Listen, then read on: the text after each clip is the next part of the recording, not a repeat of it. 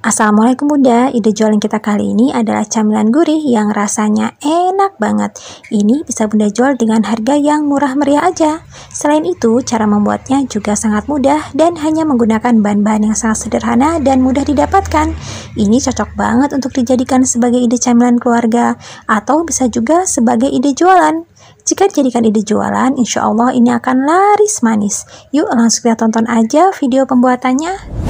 Pertama-tama, Bunda siapkan loyang. Di sini kita memerlukan 2 buah loyang karena nanti jadinya 24 buah ya.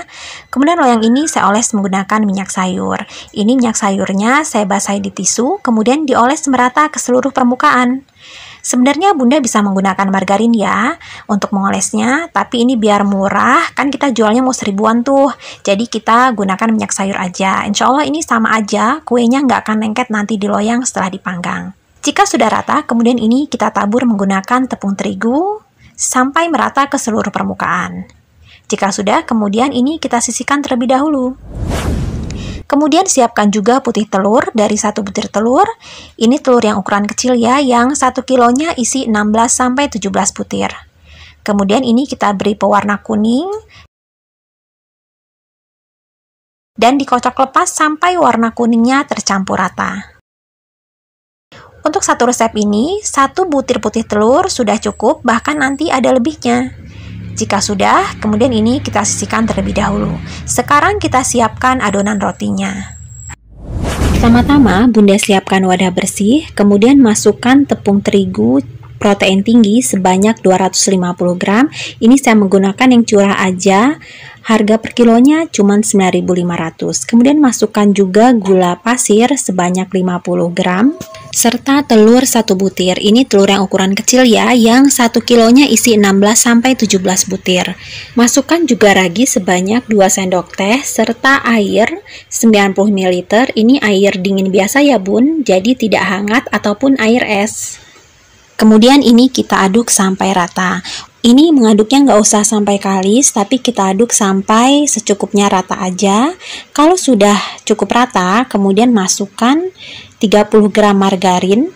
Dan ini setelah dimasukkan margarin, maka ini akan kita ulen sampai kalis. Ini saya mengulennya menggunakan tangan aja ya, biar lebih mudah. Tangannya sudah dicuci bersih. Jika mengulen menggunakan tangan, saya biasanya sampai 15 menit. Tapi kalau menggunakan mixer, bisa hanya 7-8 menit saja. Oh ya, untuk raginya, Bunda jangan menggunakan ragi instan yang saset itu ya, karena ragi instan yang saset itu cukup mahal kalau untuk jualan. Harga ragi saset instan itu 5.000, cuma dapat 11 gram. Tapi kalau Bunda menggunakan ragi yang curah, itu murah banget, 5.000 bisa dapat 100 gram. Jadi jauh banget ya Bunda ya.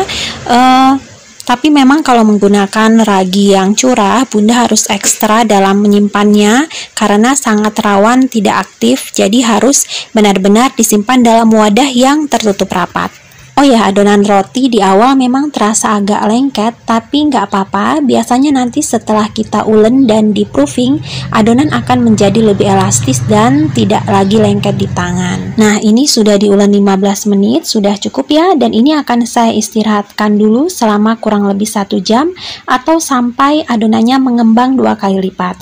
Tapi ini tergantung suhu ya Bun. Kalau suhu di tempat Bunda lebih panas, mungkin bisa jauh lebih cepat proofingnya. Dan jangan lupa adonannya ditutup agar tidak menjadi kering. Ini sudah 1 jam, kita lihat adonannya sudah mengembang 2 kali lipat. Ini akan saya buang gasnya dahulu dan nanti akan saya pindahkan ke meja kerja. Ini adonannya udah berubah ya, nggak lagi lengket di tangan dan sudah terasa lebih elastis dan mudah untuk dibentuk-bentuk. Kemudian roti ini akan saya bagi menjadi 6 bagian, dan jika ingin lebih akurat, Bunda bisa membaginya menggunakan timbangan ya. Tapi kalau di sini saya kira-kira aja.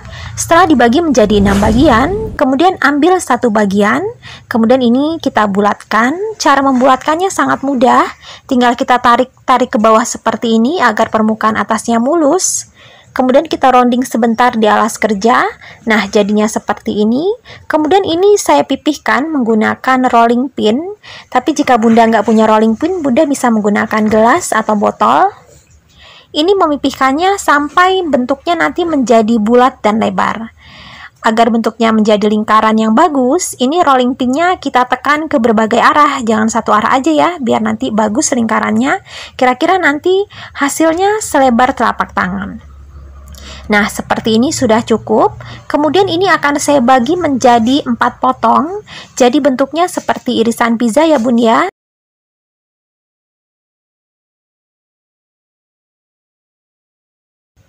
Seperti ini. Kemudian ini kita letakkan di atas loyang yang tadi sudah dioles dengan minyak dan sedikit tepung terigu. Oh ya, untuk bentuknya ini sesuai selera aja ya Bun ya. Bunda bisa membentuknya bulat-bulat satu persatu kemudian dipipihkan, itu juga bisa. Tapi menurut saya ini cara yang paling mudah dan cepat. Jadi kita sekali memipihkan itu bisa dapat langsung 4 potong roti.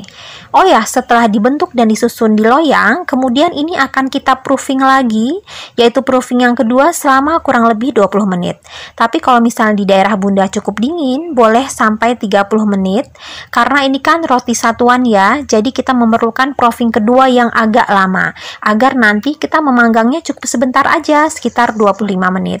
Karena memang memanggang roti satuan itu memanggangnya nggak boleh lebih dari 20 menit, agar nanti hasilnya tetap lembut dan empuk. Karena jika memanggangnya lebih dari 25 menit, roti satuan seperti ini teksturnya bisa menjadi kering dan kurang lembut.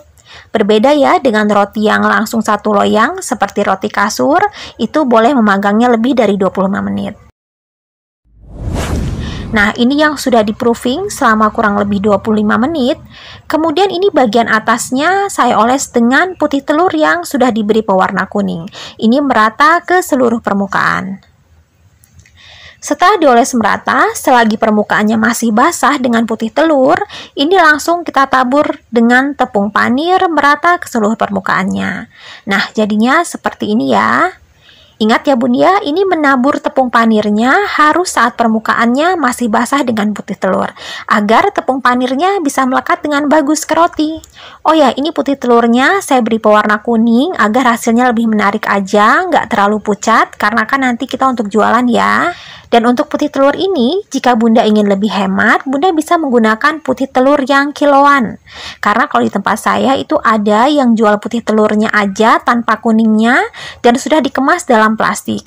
Itu harganya bisa jauh lebih murah dibandingkan kita menggunakan putih telur dari satu butir telur utuh. Jadi bisa lebih hemat ya. Nah, ini satu loyang sudah selesai dioles dan dipanir. Ini akan langsung saya panggang duluan karena oven saya kecil ya dan harus mengantri. Jadi ini saya panggang duluan aja. Panggang menggunakan api sedang selama kurang lebih 25 menit. Jika menggunakan oven tangkring, Bunda bisa meletakkannya di rak bawah terlebih dahulu selama kurang lebih 18 menit dan sisanya diletakkan di rak atas untuk mematangkan bagian atasnya. Nah, ini sudah matang ya. Ini bisa langsung kita angkat. Karena menggunakan putih telur, tadi kita mengoles bagian atasnya, jadi ada sedikit putih telur yang menempel ke loyang dan mengakibatkan rotinya agak lengket ke loyang. Tapi ini mudah kok melepasnya dengan menggunakan bantuan spatula seperti ini.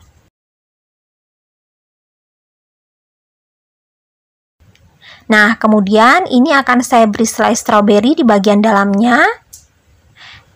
Tapi sebelumnya ini saya tusuk dulu menggunakan bantuan sumpit seperti ini sambil digoyang-goyang sedikit agar nanti agak luas bolong di bagian tengahnya. Kira-kira jadinya seperti ini.